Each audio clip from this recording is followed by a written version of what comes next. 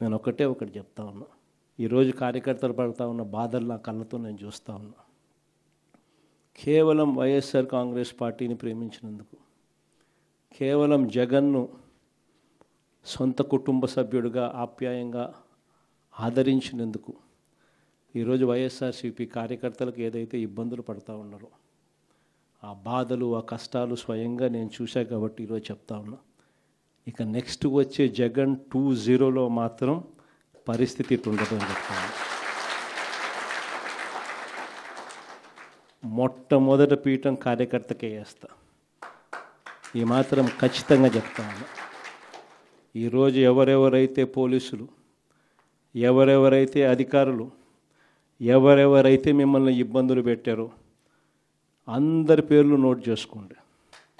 నేను చెప్తా ఉన్నా, మీరు నోట్ చేసుకోండి. ఒక్కొక్కడిని మాత్రం యూనిఫామ్కు ఉన్న వాల్యూ ఏమిటి అనేది వాళ్ళకి అర్థం కావాలి. యూనిఫామ్ అంటే ప్రజలకు మేలు చేయడం కోసం యూనిఫామ్, అంతేగాని అధికారంలో ఉన్న వాళ్ళ కోసం సలాములు కొడుతూ గులాంగిరి చేస్తూ ఇటువంటి చిత్రహింసలు పెట్టే కార్యక్రమం ఈరోజు అయితే ఏదైతే జరుగుతూ ఉందో దీనికి తెర పడాలి అని అంటే ఏదైతే నువ్వు విత్తినావో అది ఎలా పండుతుంది అనేది నీకు తెలిస్తేనే ఇంకొకసారి నువ్వు ఆ విత్తనం విత్తడానికి నువ్వు భయపడే పరిస్థితిలోకి నువ్వు వచ్చినప్పుడే ఇది జరుగుతుంది.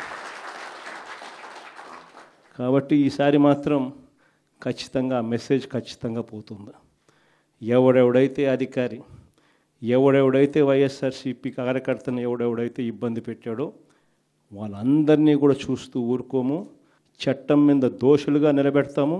ఒకవేళ వాళ్ళు రిటైర్ అయిపోయి వెళ్ళిపోయినా, లేకపోతే వాళ్ళు దేశం విడిచిపెట్టిపోయినా కూడా ఎవరిని వదిలిపెట్టం. సప్త సముద్రాల అవతలున్నా కూడా అందరినీ కూడా పిలిపించే కార్యక్రమం చేస్తాం. పిలిపించిన తర్వాత సినిమా మామూలుగా ఉండదు. సినిమా మాత్రం అదో లెవెల్లో ఉంటుంది. సినిమా మాత్రం. Please subscribe Dot News.